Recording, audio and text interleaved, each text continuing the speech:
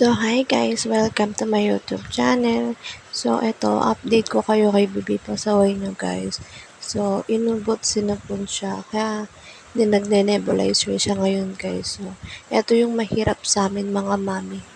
Alam nyo ba na sobrang hirap sa amin kapag nagkakasakit ang aming mga baby. Yung tipong hindi mo alam kung anong nararamdaman nila, anong masakit sa kanila. Sobrang hirap sa amin mga mami.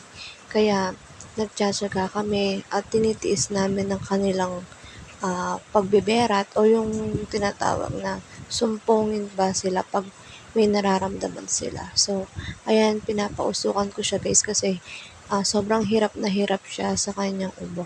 So, story time tayo guys. Kailan lang na-check up si Bibi Pasaway nyo? Kasi, nahihirapan din siyang tumayag as in, ang matigas yung tae niya guys. So, sabi naman ng kanyang pedya ay palitan daw namin ang gatas niya. Yun, nagtaka din kami ay sobrang mahal ng gatas niya guys. Pinalitan niya ng Pediasure yung gatas niya. So, hindi lang namin alam ni Daddy kung magkano yung gatas na yun. Pero, tinitignan muna namin siya sa gamot, guys. So, ayan na siya, guys. Ngayon is makulit na siya. So, kailangan pa namin mag-ipon para mabili namin yung gatas ni Bibi Pasaway nyo, guys. So, sa puntong yan, guys, wala na siyang nararamdaman. Kaya, sobrang likot niya na at sobrang kulit niya na. So, sabi nga namin, itain niya na yung kanyang dapat itae para hindi na siya nahihirapan at para hindi na rin siya magpalit ng gatas guys.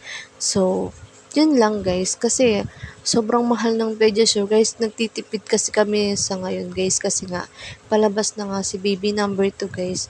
Kaya hindi pa namin siya mabili guys. So, sobrang hirap talaga ng sitwasyon namin guys. So, ayan, wala pala siyang diaper guys kasi tinanggal ko.